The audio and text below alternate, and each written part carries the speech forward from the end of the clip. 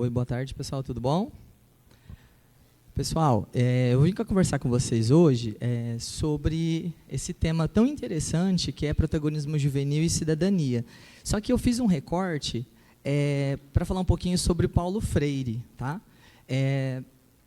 Todo mundo já ouviu falar dele? Quem não ouviu falar? Ninguém. Que ótimo. Tinha muita coisa que eu podia conversar com vocês. Daria um curso mais ou menos de 300 horas. Só que a gente não tem tudo isso de tempo, infelizmente. Então, eu fiz um recorte de um recorte para falar sobre algumas concepções de educação, de ser humano que o Paulo Freire tem.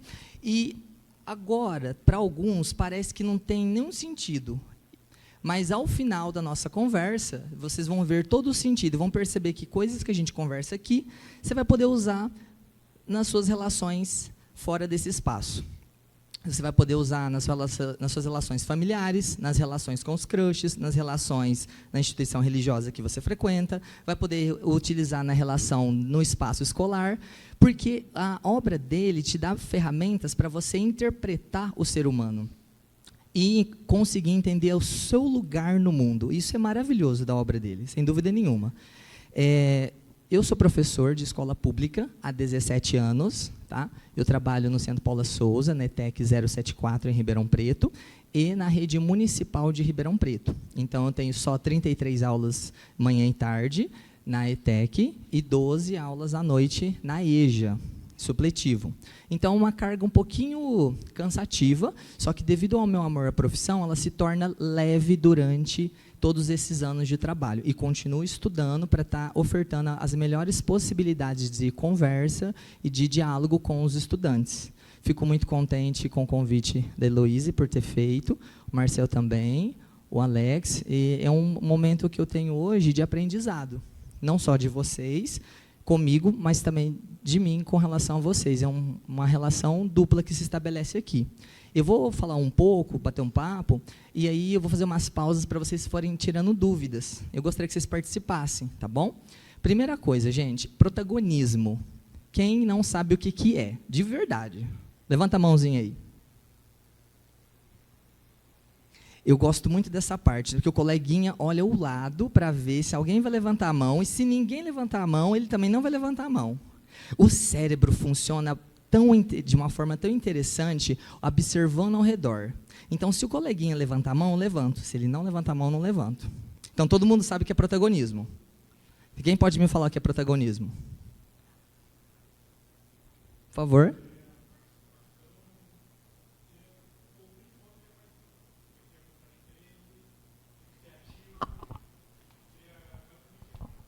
Sim, um caminho de resposta. Muito bem. Seu nome? Douglas. O Douglas abriu as nossas respostas aí com um caminho bem interessante. É isso, pessoal. Quando você assiste a novela das 9, a novela lá, Terra e Paixão, tem a protagonista, o protagonista é um agente que lidera a sua vida. É isso que é a ideia do protagonismo, é ser agente que lidera a sua vida. Você ser ter a sua própria autonomia, a sua independência. Você decidir os rumos da sua vida, com as oportunidades que lhes são oferecidas. E isso o Paulo Freire discute na obra dele, nas várias obras dele, porque ele tem vários livros, tem mais ou menos uns 37 livros, que ele vai discutir essas questões. Então, ser protagonista é você conseguir definir os rumos da sua vida, por meio de uma qualidade de vida, por meio de uma responsabilidade efetiva com você mesmo e com os outros. Basicamente é isso. E aí você vai perguntar assim, mas como é que você faz isso, professor? Parece que é tão complicado, eu mal consigo estudar para a prova de matemática, como é que eu vou definir os rumos da minha vida? Alguém se identificou com essa situação? Um pouco, uma parte de vocês sim, eu me identifico até hoje, porque eu nunca aprendi matemática. Bom, então olha só, o que acontece aqui? Eu vou discutir com vocês o que é ser humano para o Paulo Freire. Mas antes de falar o que é ser humano para o Paulo Freire, o que é ser humano para vocês? Quem quer falar um pouquinho? Palavras-chave de ser humano. O que vem à mente quando você pensa ser humano? Racionalidade, vida, caráter, desastre. Nossa, que visão pessimista, mas é uma visão válida. Qual mais? O que mais? Responsabilidade. Nossa, professor, até com os boletos que chegam para mim no meu CPF. Quem já tem boleto no CPF aqui? Para pagar? É complicado, viu, gente? Essa vida de adulto, no qual vocês já estão quase adentrando ela. O que mais tem quando eu falo ser humano? Inovação. Direitos e deveres. Nossa, essa parte ali é tensa. Mais alguém? Pode chutar, gente, não tem problema. Aqui, hoje é um bate-papo. Eu não gosto desse termo palestra, não. Parece que é uma coisa hierárquica. Eu gosto da ideia da horizontalidade. É um bate-papo. Mas ninguém quer arriscar? Ninguém?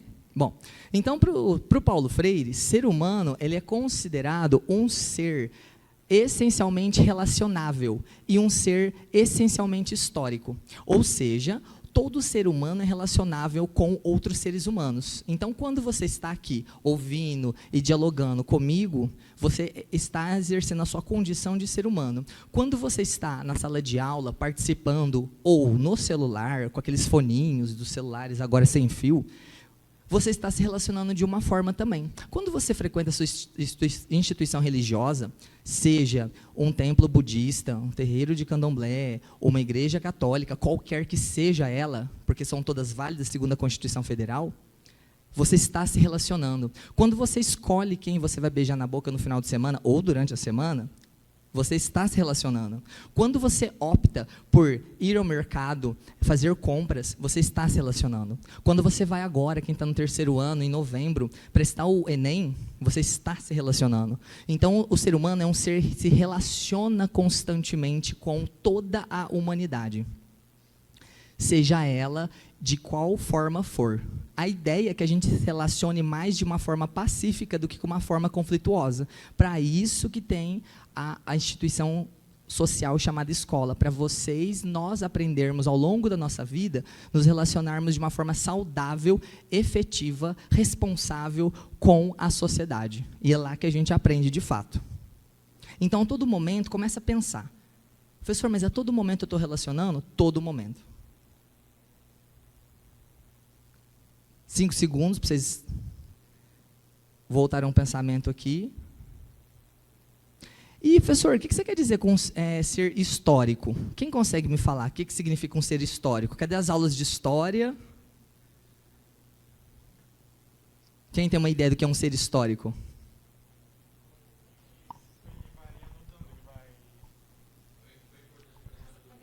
Como? Alguém que é. Mas será que é só um alguém ou todos são? Seriam também as anotações, porque o ser humano ele faz registros. Ele vai registrando e vai guardando tudo o que aconteceu, ou especificações que fala sobre algo que pode acontecer, e vai assim.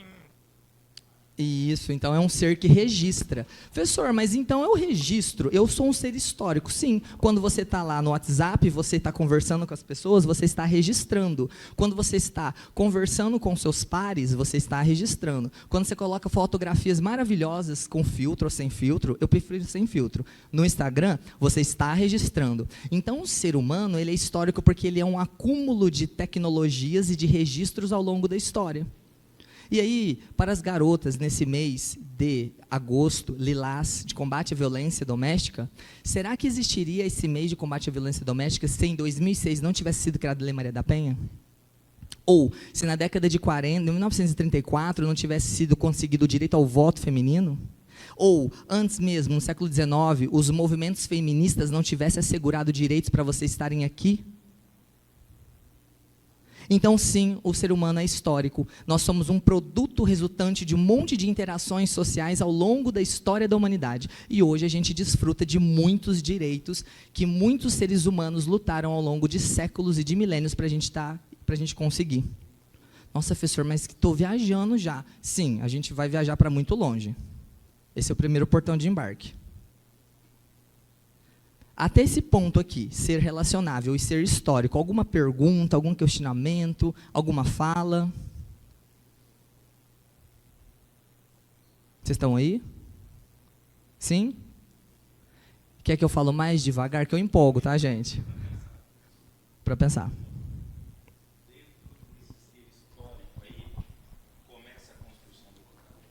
Sim, com toda certeza. Com toda certeza. A partir do momento que você começa a entender que você é relacionável e você é um ser histórico, você começa a entender que você tem um poder sobre o seu destino. E você vai começar a ter atitudes diferentes. Na sala de aula, com os amigos, com a família, no espaço público. A relação que você tem também com o espaço institucional, político do município também pode mudar. Esse primeiro tópico, pessoal, tá de boa para vocês? Quer que eu falo mais devagar, mais baixo, ou tá de boa? Tá? Se eu falar mais lento, vocês vão dormir, eu acho, depois do almoço, né? É isso? Que esse arzinho condicionado? Então, o ser humano, por ele ser relacionável, por ele estar em constante, e por ele ser histórico, ele está sempre aprendendo. Professor, mas espera aí, eu aprendi que na escola eu aprendo e o professor já sabe de tudo. Gente, o professor não sabe de tudo. Eu estou estudando, nós estamos estudando, vocês estão aqui aprendendo e eu também estou aprendendo, porque eu estou me relacionando com vocês e vocês comigo. Então, eu aprendo e vocês aprendem. Quando eu vou pegar o meu circular, quando eu vou entrar no circular para ir para a escola, ou no Uber para ir para a escola, ou às vezes eu vou de vassoura voando também, não tem problema, eu estou me relacionando com os outros, eu estou aprendendo com os outros. Então, o ser humano é um ser constante construção. Então, quando você está lá de bad, porque terminou de um relacionamento de 2 semanas, achando que estava namorando de forma monogâmica a pessoa, você está aprendendo com aquela situação de término. Só que quando você começa a entender e ter consciência que você está aprendendo com aquilo, você começa a mudar a sua vida. Está fazendo sentido isso? Vocês estão aí? Então, gente, começa a entender que o que eu estou trazendo aqui são ferramentas para você entender melhor o ser humano. Quando você aprende que está sempre aprendendo, a coisa muda. Você consegue levar as coisas como um aprendizado. E o seu erro vai levar a uma experiência de aprendizado, podendo fazer você não repetir o erro, ou repetir de uma forma menor e com menos impacto na vida. Ah, professor, então você tem falando que eu não tenho que mandar aquela mensagem no WhatsApp para garotinho ou para o garotinho? Não estou falando isso, eu estou falando que com a experiência que você teve, talvez de uma experiência não positiva, vai fazer você entender que você está sempre aprendendo. Então, quando você está na aula de matemática, por mais que você não consiga entender, você precisa fazer um esforço para conseguir, pelo menos, prestar atenção e conseguir fazer as perguntas para começar a movimentar isso. Ou na aula de literatura, que eu não entendi, professor, o que significa a Rita Baiana na obra do Cortiço do Luiz de Azevedo. Então, aí você tem que, novamente, ler, você tem que ouvir um podcast, você tem que assistir um vídeo, assistir o filme O Cortiço, por exemplo. Ou você não entendeu por que você teve aquela discussão familiar, faz uma reflexão sobre aquilo e entenda que aquela discussão gerou para você um aprendizado, que talvez você não é interessante você falar ou se comportar em determinados espaços. A gente está sempre aprendendo, gente. E quando a gente entende que a gente está sempre aprendendo, a gente consegue até interpretar a sociedade de uma forma mais rebuscada. Essa é outra característica do ser humano para Paulo Freire.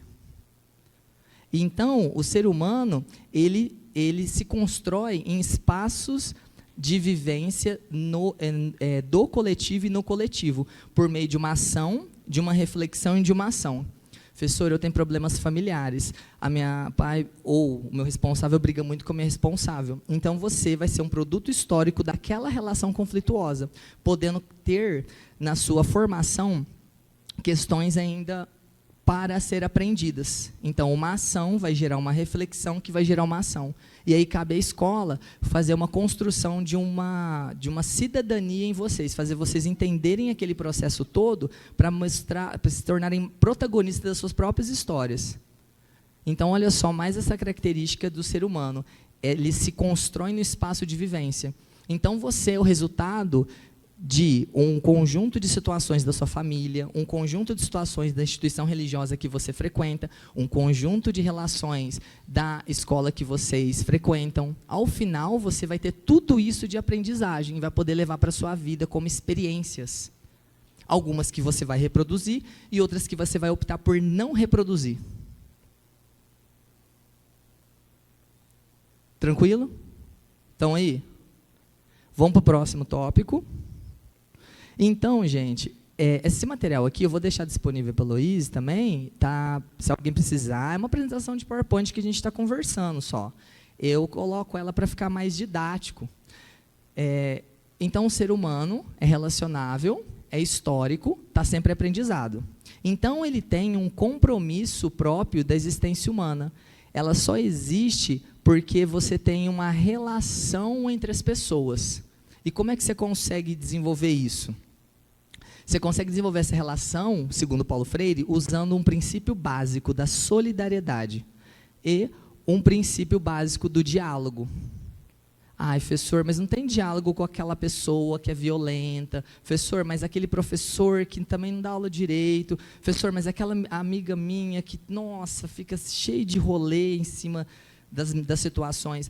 Segundo Paulo Freire, não é só você que tem que ter o diálogo, é todo um coletivo de pessoas que tem que dialogar mutuamente entre si ao longo de um período de tempo grande. Então, por meio do diálogo e um compromisso com a solidariedade, você vai construir uma sociedade mais fraterna. Gente, 8º ano e 2º ano do ensino médio estuda a Revolução Francesa. Alguém estudou aqui Revolução Francesa já? Levanta a mão quem estudou. Vocês lembram as palavras-chave da Revolução Francesa? Ótimo. Tá. O que é fraternidade?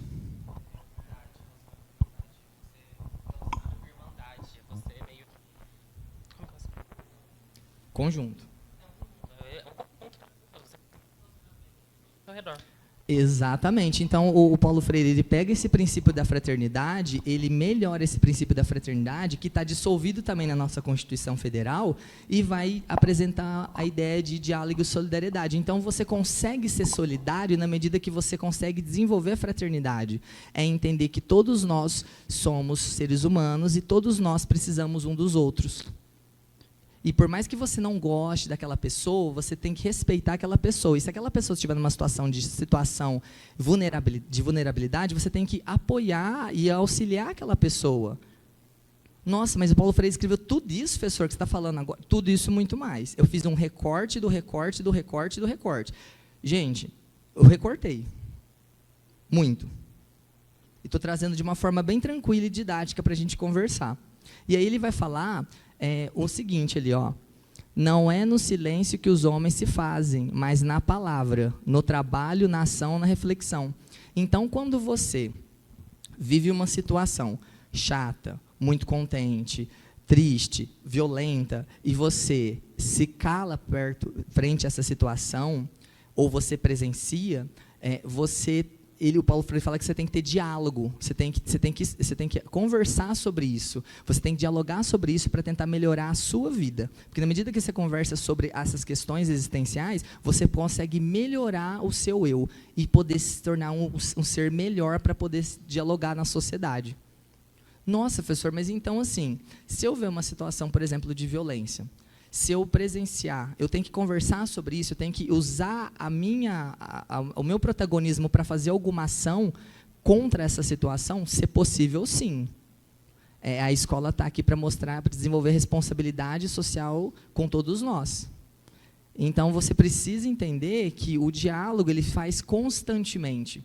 Nossa, uma amiguinha minha, best friends, postou uma foto lá, e ela parou de conversar comigo. Então, é uma situação de silêncio, você tem que dialogar sobre isso. As pessoas, pessoal, elas, à medida que elas têm acesso a essa ideia do Paulo Freire aqui, elas conseguem construir uma sociedade melhor. Se houvesse mais diálogo na humanidade, não teríamos tido 2 grandes guerras mundiais. Já pararam para pensar e fazer uma reflexão histórica sobre isso? A gente não teria inúmeros campos de concentração na Europa. A gente talvez não teria o genocídio de populações indígenas e também a morte em fogueiras de mais de 23 milhões de mulheres durante o século XII ao século XIX, com a Inquisição. Então, a humanidade ela se constrói pela falta de diálogo. E o Paulo Freire vai falar o seguinte, a gente precisa, a partir de então, ter diálogo na nossa vida. Em todos os sentidos que você imaginar. Todos. Até aqueles que você não quer ter, você precisa ter. É chato, professor? Mas é necessário. Eu não estou preparado ainda. mas uma hora você vai estar para dialogar sobre essas questões. E aí, pessoal, o ser humano, então, ele é composto por uma temporalidade, relação com o mundo, interação ao vivido, ajuste-se à sua realidade e transforma ela. O ser humano, ele é composto por uma influência da ação humana no mundo, há interferências humanas na história da humanidade, no rumo da vida, e a cultura influencia o ser humano no mundo e as relações de poder. Professor do céu, então tudo aquilo ali que você está falando tem a ver comigo aqui sentado? Sim. Você é um produto de muitas relações sociais, o jeito que você pensa é um produto de várias relações, o que você pensa é um produto de várias relações. Então, quando você começa a perceber isso, você começa a entender melhor a sociedade, a entender melhor os discursos proferidos, a entender melhor o porquê que existe movimentos sociais, o porquê que tem movimentos contra esses movimentos sociais. Você começa a entender toda a sociedade, pessoal, quando você começa a entender essas ferramentas que o Paulo Freire nos apresenta aqui. E aí, sobre ser humano, o básico que eu tenho para mostrar para vocês sobre essa ideia de ser humano, Paulo Freire, é essa. Então, a gente tem que o ser humano é relacionável, é um agente social de mudanças, ele cria e recria as relações, e aí, gente, ele recria essas relações por opressão ou por autonomia.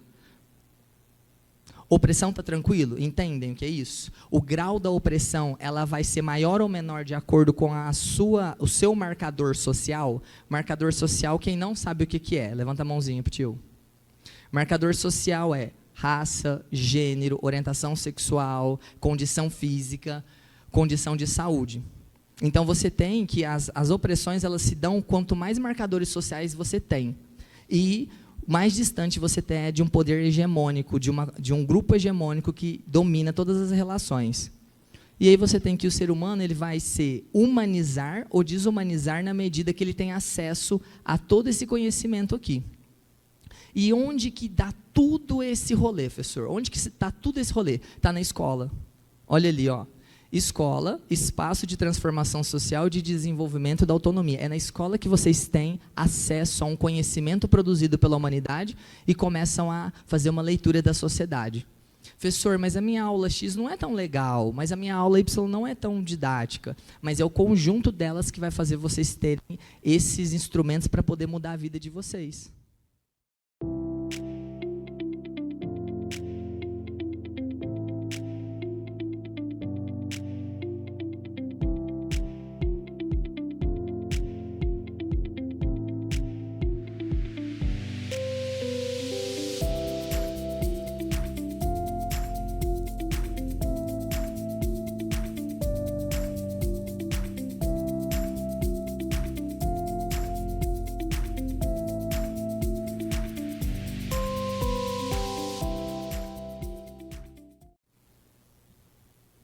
E aqui, ó, sobre a escola, olha tanto de relação que existe na escola. E aqui tem desenvolvimento para a autonomia do ser, acolhimento, diálogo, e é na escola que você troca, compartilha, que você cria, recria, lê o mundo e os contextos, aprende a aprender. É na escola que a gente faz tudo isso. E é na escola, desde a educação infantil até no 3º ano do ensino médio. E logo em seguida, é na universidade, que você vai usar tudo que você aprendeu na escola, muitas coisas, na universidade. É na escola que você aprende a relacionar com as pessoas, que você aprende o que é ser gentil, o que é ser fraterno, e você desenvolve a proatividade. É tudo na escola que você aprende isso. E é a escola o centro da discussão para você criar seu protagonismo juvenil. É na escola e para a escola e pela escola que se desenvolve a sociedade, segundo Paulo Freire. E aí, gente, escola, educação, e vocês, estudantes, jovens, o que é ser jovem para vocês? Quem quer falar?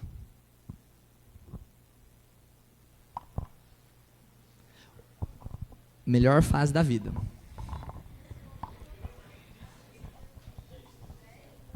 Ser novo. Sim, oportunidades. O quê? Momento que a gente está se descobrindo. Nossa, e são descobertas assim, ó, colossais, bombásticas, atômicas, não é? Gente, tem um filósofo muito bacana, ele já faleceu, só que a obra dele é memorável. Ele chama Karl Mannheim. Não é o Karl Marx, tá? É o Karl Mannheim. Ele estudou a juventude. Ele vai contar para a gente que o jovem é um ser de 13 anos de idade até 28 anos de idade. Ai, professor, mas então, peraí, eu estou bugando. O adolescente é jovem? Sim, o adolescente é jovem, mas o começo da fase adulta, até 27 anos de idade, também é jovem, segundo Karl Mannheim. Então, eu não sou mais jovem, eu já saí dessa fase. Só que vocês são jovens para o Karl Mannheim, porque até 27 anos de idade, vocês estão construindo a vida de vocês. Acabaram a educação básica, vão fazer ensino superior, ou qualquer outro curso que vocês se identificarem, vão entrar no mercado de trabalho e vão começar a constituir as suas famílias, seja somente com um pet, ou seja com alguém. Então, até 27 anos, vocês são jovens. Então, para o Paulo Freire, o estudante, ele tem essa característica da juventude e ele preza pelo estudante como um ser social e autônomo. E como é que eu desenvolvo isso, professor? Com o protagonismo juvenil, com toda a certeza do mundo. Com o protagonismo. Mas como é que é esse protagonismo? É a consciência que você tem do que é ser humano, mais da importância que você tem no rumo da sua vida. Então, vou dar um exemplo. Vocês já ouviram falar de uma palavra chamada nomofobia? Nomofobia. Quem já ouviu falar? Certo. Mas ninguém, gente? O que vocês acham que é isso? É um medo. Nossa, ninguém. Tá. Quem pode procurar rapidinho aí no Google o que é nomofobia? 59, 58, 57, 56. Quem pode falar?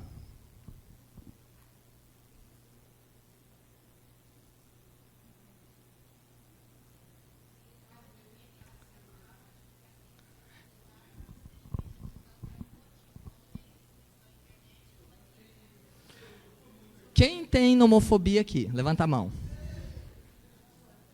Levanta, deixa levantar, deixa eu enxergar. Ó, uso óculos, eu preciso...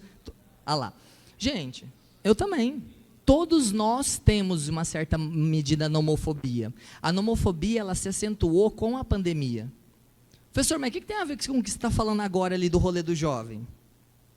Quando você entende, quando você usa essas ferramentas do Paulo Freire aqui sobre ser humano, protagonismo juvenil, e você começa a pesquisar sobre nomofobia, você vai perceber uma coisa. Todos nós, em certa medida, somos dependentes tecnológicos do celular. Só que a gente tem que saber o momento de usá-lo ou não. Então, vou dar um exemplo. Na aula que eu tenho dificuldade, eu prefiro ficar no celular, a tentar prestar atenção no professor, para tentar aprender matemática, para tentar passar no Enem. Quando eu consigo entender que eu preciso parar de usar o celular naquele momento, para focar minha atenção, para prestar atenção, para me ter um futuro melhor, porque eu tenho oportunidade para isso, eu estou usando as ferramentas que o Paulo Freire está falando sobre ser humano. Eu estou saindo da alienação da nomofobia e tentar chegar ao conhecimento, por mais difícil que seja. E não é fácil, gente. Você querer parar de ficar mexendo com o seu polegar opositor, a rede social das outras pessoas, para prestar atenção na aula de matemática. É muito difícil, mas quando você começa a perceber isso, você começa a criar um projeto para o seu futuro, você começa a desenvolver o protagonismo em vocês. Então, a nomofobia, ela lucra em cima da gente. Ela lucra porque ela suga uma coisa preciosa que a gente tem, começa com um T, o tempo. Ela vai sugando o nosso tempo até a gente ficar com estafa, de esgotamento, de ficar passando na rede social dos outros sem ganhar nada por isso e ver vídeo sem ganhar nada por isso. E você, eu, nós, estamos fazendo as grandes empresas Big Techs lucrarem horrores com o nosso tempo. Professor, mas é errado? Não é errado, gente. Todo mundo usa o celular, mas como você quer usar o celular? De uma forma consciente, de uma forma protagonista, como o Paulo Freire admite, ou de uma forma alienante, que vai comprometer o seu futuro acadêmico escolar? Por exemplo, Nossa, você sabe, professor, que eu nunca pensei nisso? Ótimo. Porque agora você pode pensar a partir de então. E talvez mudar o seu comportamento, talvez mudar o do seu amigo e fazer todo um conjunto de pessoas ao seu redor mudar, porque você se relaciona com as pessoas. Vocês estão aí? Estão bem? Beleza. Então, pessoal, aqui continuando, ó, o Paulo Freire vai falar o seguinte: o respeito à autonomia e à dignidade de cada um é um imperativo ético e não um favor que podemos ou não conceder aos outros. Então, é essa autonomia que você tem sobre a sua própria vida, que muitas religiões vão falar livre-arbítrio, já ouviram falar? Que vai fazer vocês desenvolver o protagonismo juvenil. Professor, então vamos tentar organizar as ideias. Eu entendi o que é ser humano, as características do ser humano. Agora eu tenho a consciência disso, professor, tem. Eu entendi o que eu posso fazer para despertar o meu protagonismo. Usar as ferramentas sobre o ser humano. Então, a partir de agora, eu posso começar a fazer uma avaliação dos meus próprios comportamentos. É viável ou não? Estou sendo gentil ou não? Estou tendo bom senso ou não? Estou sendo desrespeitoso ou não? Porque tudo que for de prejuízo nas relações que você estabelece pode comprometer uma boa relação e uma oportunidade de um futuro promissor para você. Então, as relações que você tem conflitos, reveja. As amizades tóxicas, reveja. As relações que não são produtivas para você, reveja. O uso exagerado do celular nas aulas XYZ, reveja. Porque você tem que fazer coisas dentro do seu protagonismo para fazer você ter mais oportunidade e melhora na sua qualidade de vida. E o que for, e o que não tiver nesse escopo, reveja tudo isso. Professor, mas eu vejo isso de quanto tempo? Uma vez por semana, uma vez a cada 3 dias, faça uma avaliação das suas relações e do seu comportamento nos espaços que você frequenta. Isso ajuda bastante. Gente, eu faço isso até hoje, tá? Eu pego uma folha de sulfite, que eu sou da geração milênio, e faço lá, prós e contras da semana. E os que são contras eu uso para eu aprender a não repetir nas próximas relações. É algo bem prático, bem didático de fazer. É o seguinte, tá, eu vou passar para outra parte agora, mas desse primeiro bloco, vocês têm alguma pergunta? Não tem? Ninguém fazer um comentário? Gente, está fazendo sentido para alguém isso que a gente está conversando? Tá borbulhando o cérebro já? Agora vai borbulhar mais. Tá. Então é o seguinte, você vai pensar assim, professor, mas como é que eu faço nesse mundo que a gente vive? E aqui eu quero que vocês me falem alguns acontecimentos do planeta e do Brasil que estão chamando a atenção de vocês. Qualquer acontecimento, qualquer fato, qualquer fenômeno. Cadê as aulas? Agora eu vou puxar a sardinha para o meu lado, tá? As aulas de geografia e de história, cadê? Aquecimento global. Global warming, pode cair na prova na questão 47 do Enem esse ano, por exemplo. Não sei, de repente. Mais algum? É que eu brinco bastante. Talvez.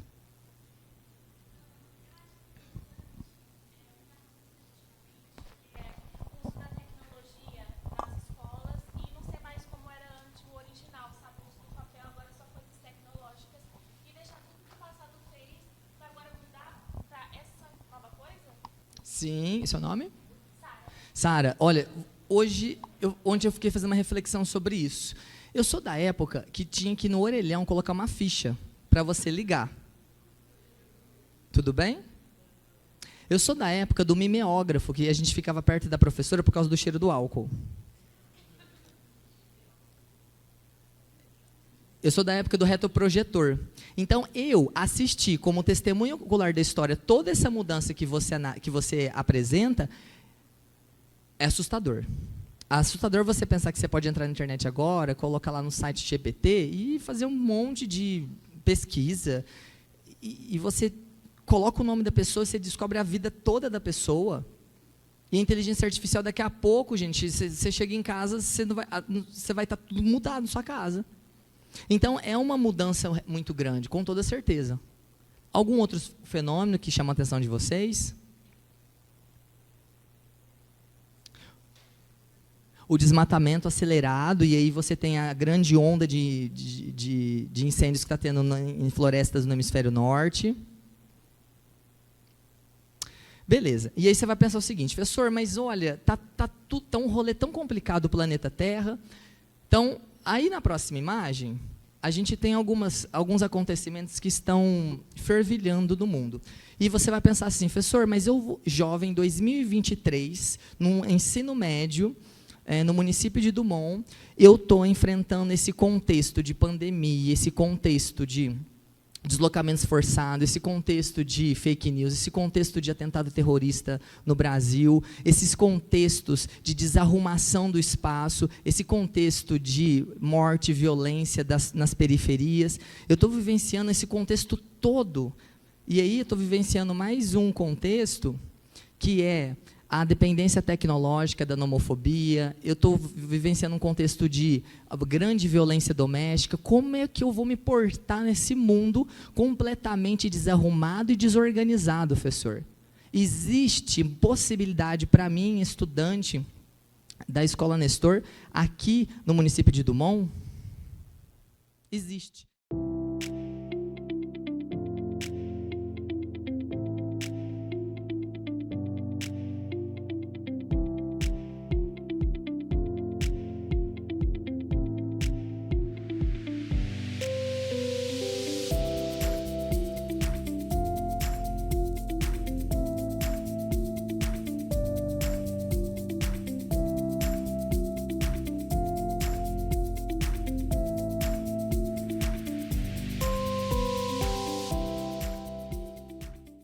Paulo Freire, ele vai nos dar uma grande obra a partir de 1997. Ele vai escrever uma obra primordial, que é lida em 125 países do mundo, chamado Pedagogia da Esperança. Então, quando você tem esperança, você consegue mudar o seu destino e traçar metas para conseguir atingir elas.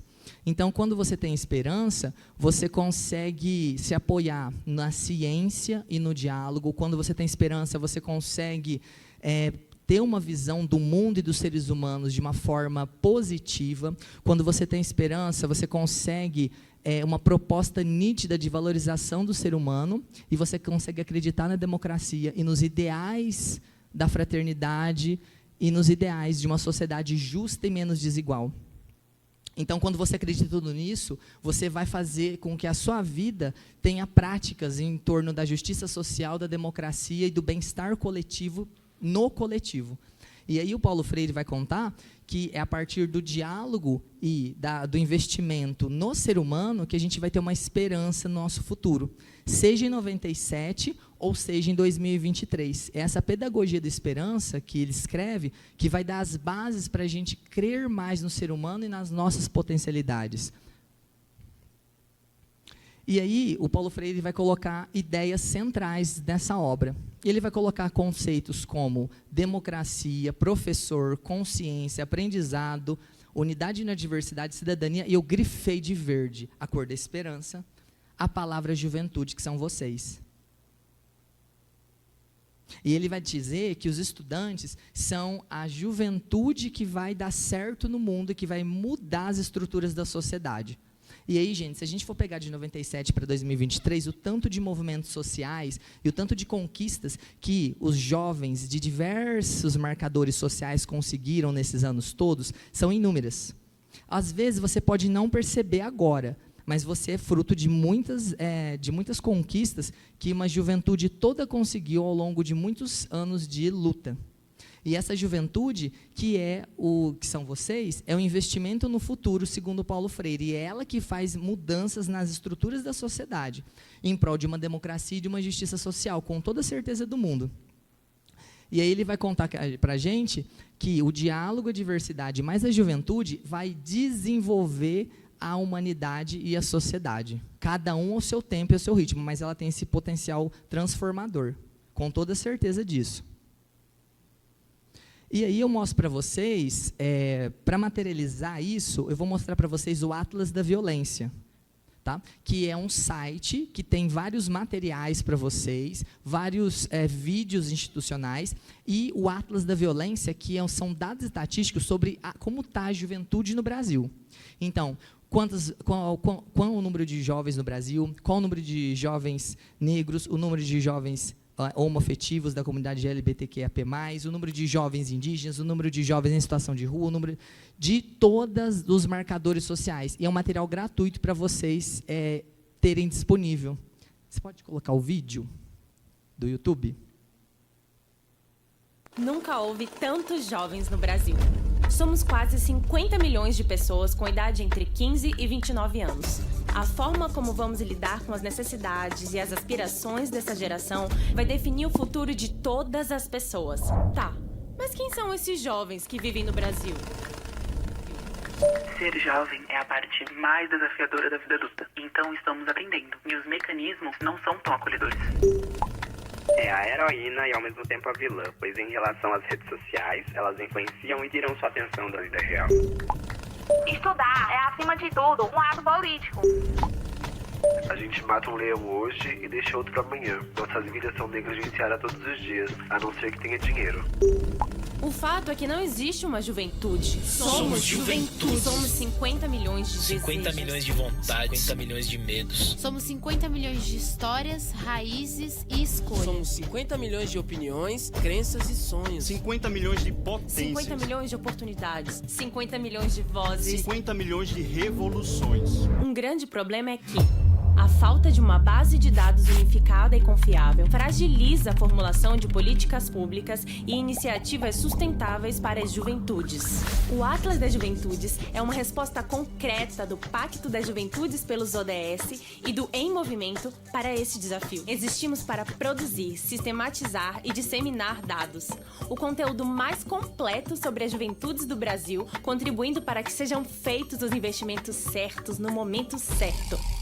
A pesquisa foi desenvolvida em 3 etapas, sendo a primeira em parceria com a FGV Social, realizada pelo professor Marcelo Neri.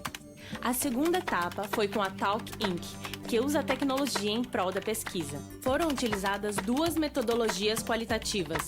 Na terceira e última etapa, nosso parceiro foi o Instituto Veredas, que tem como missão construir pontes entre gestão pública, academia e sociedade civil. Os desafios são urgentes, mas as potências são ainda maiores. Pessoas interessadas em investir nas juventudes, ou seja, investir num futuro que seja bom para todos, todas e todes. Precisamos usar isso a nosso favor. Somos a maior geração de jovens da história desse país. Somos todas as juventudes brasileiras. Venha nos conhecer.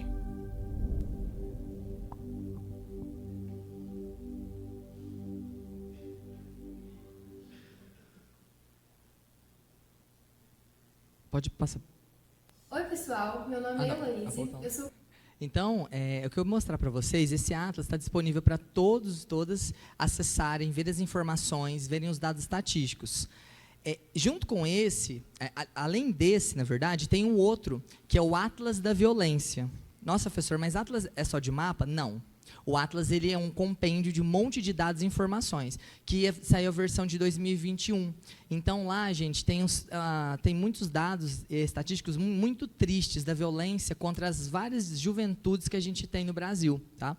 Então, esse acesso do Atlas da Juventude e o Atlas da Violência vai fazer com que você tenha mais instrumento para fazer uma reflexão sobre a sua condição de jovem no Brasil. Logo, se eu tenho esses instrumentos, eu posso mudar o meu destino com a mudança dos meus comportamentos. É isso que eu quero que vocês entendam. Eu tenho conhecimento, eu pego esse conhecimento, uso na minha vida e mudo os meus comportamentos. E eu mudando os meus comportamentos, eu posso mudar a minha realidade local. Eu posso ajudar, auxiliar na mudança de comportamento dos meus amigos também, por exemplo. E aí isso se torna uma reação em cadeia positiva.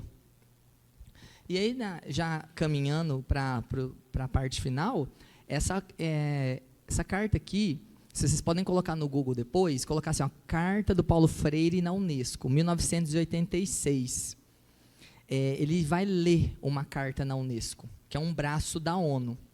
E na leitura dessa carta, ele vai destacar a palavra-chave paz, ele vai dizer que a paz é fundamental e dispensável, e a paz implica em lutar por ela. A paz se cria, se constrói nela e pela superação das realidades sociais perversas. Quando ele fala realidades sociais perversas, ele está falando das desigualdades, das injustiças e da ausência e das violências. E as violências, pessoal, não é só violência física que eu estou falando. É uma que é tão grave quanto, que são as violências simbólicas, que estão presentes na forma da homofobia, da xenofobia, do racismo, da gordofobia, do etarismo e de outras tantas violências simbólicas que se abatem sobre a nossa realidade todo dia, seja na nossa realidade ou seja na rede social por discursos de ódio e de violência. E ele vai falar o seguinte, que a educação... porque me bato e que é rigorosa, séria, substancialmente democrática ou progressista, preocupada com que os educandos aprendam, os desafia, os critica. Então, ele vai colocar o peso da democracia, da manutenção da paz no mundo sobre os jovens, que são vocês, que vão aí que tem um potencial brutal para mudar a realidade de todos vocês, na medida que você tem os instrumentos que a escola lhes confere. Isso é, sem dúvida nenhuma, um feito gigantesco do Paulo Freire. Colocar vocês como agentes centrais na discussão de uma sociedade justa. E é para vocês e por vocês que a gente está aqui lutando há tantos anos, há tanto tempo, para manter uma sociedade com menos injustiças e com uma manutenção da paz na sociedade. E aqui algumas referências bibliográficas, são livros do Paulo Freire, que tem tudo em PDF para vocês hoje em dia, só que eu peguei a versão impressa, que eu sou das antigas que gosta de grifar, que eu montei para conversar com vocês. E aí eu estou aberto a gente conversar, bater um papo, tirar dúvida, eu responder perguntas, se vocês tiverem, questionamentos, se eu souber, se eu não souber eu posso pesquisar. E é importante admitir isso, né, que a gente sabe um pouco do universo de conhecimento que a gente tem, e agradecer a participação de vocês, com toda certeza, de estar aqui. Eu penso que vai ser muito produtivo e vai mudar um pouco a forma de pensar de alguns de vocês e fazer vocês pensarem de uma forma mais abrangente também, eu penso, né? E com esse pensamento de ânimo, eu me agradeço intensamente de estar podendo conversar com vocês, né? É um privilégio. Muito obrigado.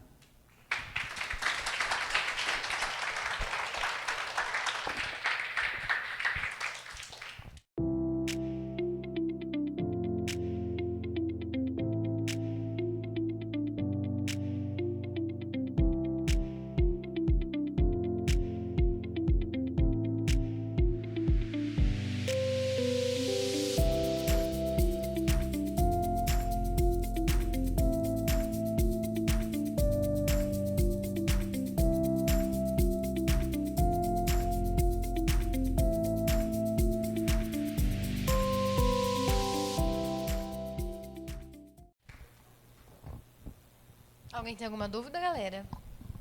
Quer fazer perguntas, debates? Falar alguma coisa? Relação com o dia que não tinha professor aqui, vocês veio perguntar até meu salário, né? Por favor, vamos lá, gente. Vamos fazer umas perguntinhas. Não esqueci, não, vocês perguntando quanto eu ganho. Vamos lá, galera. Eu quero vocês agora ralando ele, não só eu. Tá, então já que eles não perguntam, Mi, eu vou fazer uma pergunta, principalmente para a galera que veio aqui, eles vieram aqui, Odair, falar sobre um projeto que eles têm com os animais aqui na cidade. Então, depois dessa palestra, quem dos que estavam aqui e dos que não estavam também, pode me responder no que essa palestra vai incentivar vocês a dar continuidade no projeto? O que mudou de agora para frente que vocês vão fazer no projeto que vocês não tinham feito? O que vocês querem falar? Eu sei que você estava, tem uma ali atrás, ó, você mesmo, eu lembro que você estava. Quem mais estava? Ou também, gente, alguma contribuição que nesse bate-papo que a gente teve agora, você já percebeu. Porque vai ter gente que vai sair daqui e vai falar assim, bom, foi produtivo, mas não fez a reflexão ainda. E amanhã, nossa, posso usar nisso. Mas teve gente que já começou o rolê agora, já começou a mudança agora. E se alguém quiser falar também, né? Livre-arbítrio, né? A gente falou tanto disso. Livre espontânea pressão. Isso, exatamente. Vamos começar daqui, aí eu vou andando, tá? Então, na escola nós estamos vendo agora sobre o tema de relações líquidas. Vocês acham que realmente, hoje em dia, é difícil você encontrar uma relação duradoura, que realmente todas as relações são relações líquidas, aquelas relações passageiras? Tá, seu nome? Tauan. Olha, teoria do Bauman, Zygmunt Bauman, Sociedade Líquida, a obra clássica dele. E aí eu vou indicar uma outra que é maravilhosa, e aí, gente, para os jovens é fenomenal, tá? É uma outra obra dele, chama Amor Líquido. Ele vai pegar o que ele discutiu na Sociedade Líquida e vai puxar para o lado dos relacionamentos. Olha, sim, nós vivemos em relações muito líquidas. Tudo se torna supérfluo. Tudo se torna descartável. E aí a gente diminui a nossa força de vontade para conseguir ter ou manter algo. Isso está posto. No entanto, quando você lê Paulo Freire, você entende que você se relaciona, você é um ser histórico e você precisa criar uma proatividade e uma consciência de tudo que você faz ou pensa. Quando você lê a obra dele, consegue pegar aqueles instrumentos que ele vai falar e aplicar na sua vida, você consegue ser resistente em muitas coisas da sua vida, nessas relações líquidas, você consegue se esforçar mais. Você consegue sair de uma zona de tudo descartável e tentar mais uma vez, mais uma outra vez, e você consegue mudar o seu comportamento. E quando você muda o seu comportamento, você consegue criar mais oportunidades na vida. Talvez, se as pessoas elas tivessem mais consciência do que elas falam, do que elas pensam, como elas pensam, elas teriam mais esforço, teriam mais dedicação, teriam mais proatividade, e as relações durariam mais. Talvez uma pessoa que não quis, por exemplo, não quis manter amizade por causa de ciúme, se uma das pessoas tivesse insistido mais em dialogar sobre o porquê a outra está tendo ciúme e chegar na origem do problema, aquela relação de amizade duraria. Talvez porque uma pessoa brigou com a outra por uma falha de comunicação de horário, uma falha de uma brincadeira que não gostava. Se ela tivesse falado, olha, não gostei, mas eu te perdoo, a gente não teria tantas amizades desfeitas. Então, a gente tem aí a condição... Sim, eu admito que existe essa sociedade líquida, cientificamente comprovada, e podemos mudar e resistir a essa sociedade líquida. Mas aí precisa de muito esforço da nossa parte. Precisa da gente sair um pouquinho de uma coisa chamada ego. Precisa da gente sair um pouquinho do nosso egoísmo cotidiano e nosso individualismo que a sociedade nos desenvolve e pensar um pouco mais no coletivo. Pensar nas relações de trabalho, gente. No trabalho, se todas as pessoas que trabalhassem fizessem a sua parte corretamente, não sobrecarregaria nenhuma das outras. E a gente não teria tantos problemas laborais hoje em dia. Se as pessoas fizessem, se fossem mais generosas, fossem mais humildes e fossem mais prestativas, a gente não teria relacionamentos afetivos tão desiguais. E não teria tantas relações tóxicas. Basicamente, é nesse caminho a resposta. Tem muito mais de discussão, tem obras e obras e livros. Eu posso passar para o Luiz algumas referências para ela te passar. E, claro, o conhecimento. Então, quanto mais você lê, mais você adquire conhecimento para usar aquele conhecimento na sua vida. E aí você consegue transformar o seu comportamento e a sua vida. Então, conhecimento é poder. E é um poder tão grande que não cabe nem a nossa imaginação. Por isso que a gente sempre precisa continuar lendo, estudando e acessando os graus mais elevados do conhecimento humano para mudar a nossa realidade e o nosso destino. Eu tenho uma pergunta. Oi, Sara. Quando você quer ter um diálogo com a pessoa e a pessoa não aceita esse diálogo, mesmo você tentando a todo custo ter o diálogo e tentar fazer as coisas pelo certo, o que você faz se a pessoa não quer aceitar isso? Então, nós somos relacionáveis. Cada um tem a sua liberdade de pensamento, de escolha, tem a sua formação humana. Se você tem a consciência que fez o que você pôde, sem a pessoa te atravessar, tudo bem. A questão é você dar mais do que a outra pessoa e você ser atravessado por isso. Então, isso é uma violência simbólica. E quanto mais conhecimento a gente tem, mais a gente consegue compreender que a gente não pode permitir que a gente seja mais alvo de violências simbólicas. Então, pare por aí. Não deixe as pessoas atravessarem. Mantenha sempre a sua dignidade, mantenha sempre o seu valor como ser humano. Porque o Paulo Freire vai falar, a gente está aqui para aprender na escola, nas instituições, para ser mais, não para ser menos.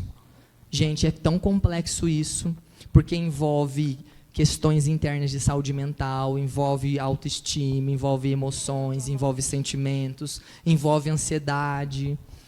Fazer uma reflexão de tudo isso é muito complexo. Por isso que é bom vocês já começarem agora, para vocês desenvolverem um segundo semestre mais produtivo ainda do que um primeiro. E aí tem uma frase famosa da Grécia Antiga, né, dos gregos, conhece-te a ti mesmo. Como é que eu vou criar uma relação com outra pessoa, sendo que eu nem me conheço bem? Então, você tem que se conhecer muito bem. Para fazer isso, leitura, diálogo, conversas com você mesmo, perguntas. Isso que eu vou fazer é produtivo? Qual que é o impacto? Por exemplo, eu estar com o celular na aula de geografia. Vai ser produtivo? Por quê? Eu estou perdendo tempo de uma aula bacana, que eu podia estar aprendendo. Deixa eu guardar ele. Eu estou com aquela amiga minha que fica falando de mim. É amigo? Por quê? Qual o impacto? Vai valer a pena? Então, tudo isso faz a gente ver muitos conceitos. E, gente, é todo dia que a gente faz isso, tá? Cansa um pouquinho? Cansa. O cérebro vai consumir energia? Vai. Só que a gente vai ter relações mais produtivas ao longo da vida. Está ficando com a pessoa. Você manda mensagem para a pessoa vê lá o pininho lá do WhatsApp, fica azulzinho, te responde 4 horas depois. Você sabe que a pessoa está de boa. Compensa você continuar insistindo? Então, mas do ponto de vista racional você está falando não, mas será que do ponto de vista prático você vai continuar insistindo? Vai? Sim?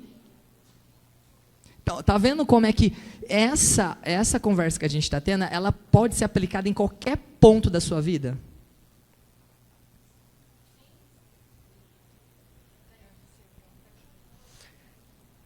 Então. Seu nome? Bruno. Bruno. Então, na nossa vida, a gente sempre foi incentivado a treinar, estudar, se dedicar mais para ter uma sociedade melhor. Tanto para a gente, quanto para quem é mais velho, tanto para quando as pessoas que vão nascer. Tudo isso para as pessoas terem direitos iguais, ter direitos a estudo. Só que uma dúvida que eu tinha, que eu queria te perguntar, é que se você acha que se é capaz e possível existir igualdade num planeta que existe pessoas completamente diferentes uma da outra. É possível existir a aplicação de uma justiça social. Só que para começar a justiça social ser global, antes de ser global, e aí geografia de novo, tá? Vou puxar a sardinha para o meu lado. Ela tem que ser local. A partir do momento que a partir do momento que você tem os instrumentos para mudar a sua realidade, você vai fazer ao longo da sua vida outras realidades mudarem, que vai fazer outras realidades mudarem. Ao longo de muito tempo, outras realidades vão mudando.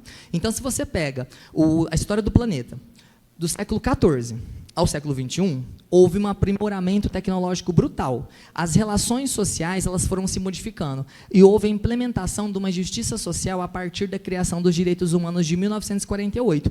Então, sim, o planeta hoje ele tem relações mais saudáveis do que no século XV, XVI ou XVIII. Só que, como o Paulo Freire falou, a gente está sempre aprendendo. Então, não vai ter um momento que você vai ter aprendido tudo, nem eu, ninguém. A gente está sempre no gerúndio. Então, se a gente sempre está no gerúndio, sempre vai estar em processos de aprendizado, que pode ser a aplicação dessa justiça social, com toda a certeza do mundo. Então, é sempre um momento de aprendizado. Então, eu vou te falar com um exemplo meu, tá? Que eu não posso falar de outro, porque eu não tenho outro. Eu sou professor há 17 anos. Então, cada ano eu tenho 650 alunos. 17 vezes 650. Gente, cadê a conta? O celular, você tem que usar o celular agora. Quanto?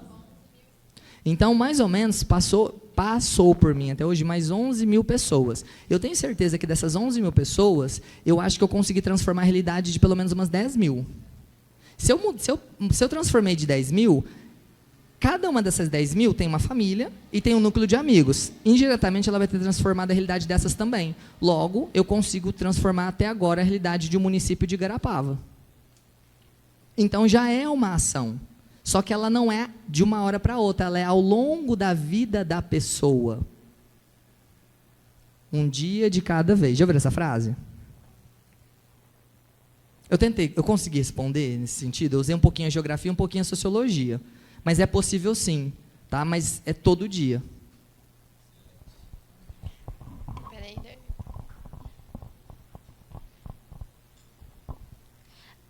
em um dos slides, você disse sobre ser histórico. Cadê? Não tô vendo. Aqui. Tudo bom? Seu nome? Evelyn. Evelyn. Em um dos slides, você disse sobre o ser histórico, que ele registra. Você consideraria que a gente é um ser histórico por ter passado pela pandemia e pela transição do novo ensino médio? Sim, nós somos um ser histórico. Todo ser que é resultado, é produto do seu tempo, é um ser histórico. Então, por exemplo, a Dona Maria é um ser histórico. O professor Odair é um ser histórico. A Heloísa é um ser histórico. Todos nós somos seres históricos. E, no caso da pandemia, Evelyn, a gente, além de ser um ser histórico, a gente é uma testemunha ocular. Quem sabe o que é isso? Testemunhou um período histórico. A gente testemunha uma pandemia. Uma pandemia que vai ficar registrada na história da humanidade como uma das pandemias que existiu no planeta Terra. Tá? Então, nós somos um produto, nós somos um ser histórico, por termos experiências em um determinado momento, e somos também uma testemunha ocular, por termos vivenciado e termos relatos que vai ajudar muita gente a construir pesquisas sobre o que é viver na pandemia. Inclusive, tem vários livros, artigos científicos, e já tem filme falando sobre a pandemia.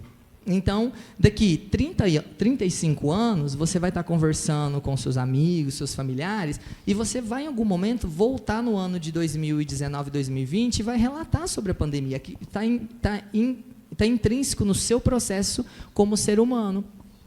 Com toda certeza, somos seres históricos, sim. Todos nós somos. Porque não é só os grandes personagens da história, gente. Somos nós que construímos a história, a chamada história do cotidiano. Somos, sim, com toda certeza, viu? Inclusive, vocês podem usar isso para discutir na redação do Enem, tá? Você pode afirmar que você é um ser histórico. Ah, professor, me dá uma referência. Tem um carinha chamado Peter Burke. Ele é um historiador britânico. Ele vai falar que todos nós somos seres históricos. Aí você ganha 200 pontinhos na competência de citação, tá? Olha aí, ó. Beleza. Mais alguém? Câmbio. Eu acho que é o ar-condicionado, né? Que dá uma moleza depois do almoço. Vixe, vamos lá.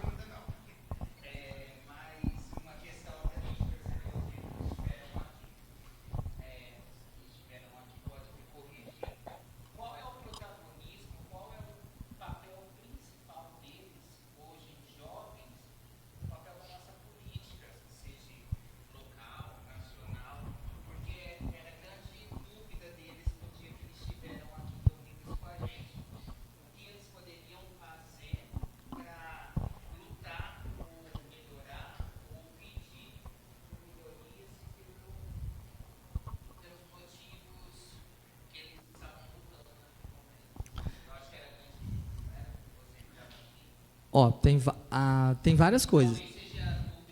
Sim. Ó, a gente pode atuar em 3 grandes frentes, tudo bem?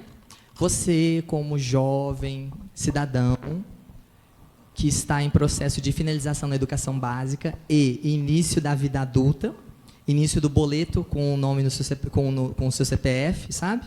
Essa vida. Você pode agir em 3 grandes frentes.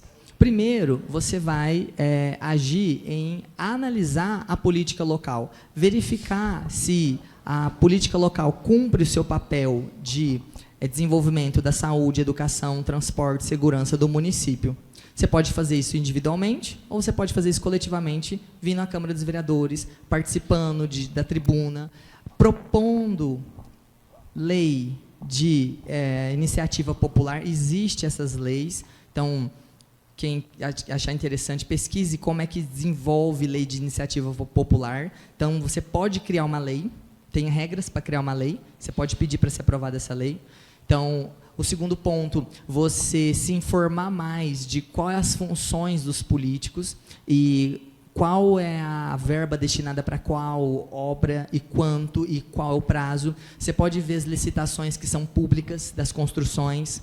Você pode ver no portal do Transparência. Gente, tem um monte de acesso de dados do município para vocês, para nós cidadãos na internet. É público isso. Terceiro, vocês como cidadãos, vocês têm o direito de estar frequentando os espaços públicos para ver as decisões dos vereadores, para ver as decisões do Poder Executivo, para ver as decisões que vão impactar na vida cotidiana de vocês. Só que tem que ter uma coisa, duas coisas para fazer isso. Uma, esforço, porque qual que é mais fácil? Você chegar da escola ou do trabalho e ficar deitado no sofá fazendo assim com a rede social, ou vir aqui e participar? É mais fácil ficar no sofá. Então, precisa de esforço. E o segundo, precisa de tempo. Você tem que ter algum tempo na semana para poder fazer essa atuação de verificação das contas públicas, de verificação das licitações, de participação na Câmara dos Vereadores. Então, você precisa de um tempo, organizar a sua agenda para que você tenha um tempo para fazer isso.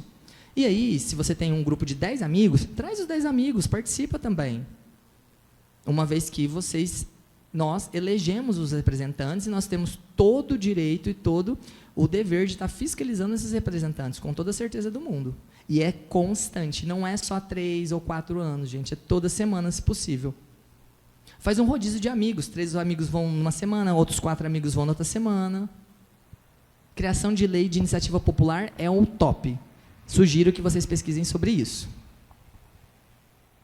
Mais perguntas?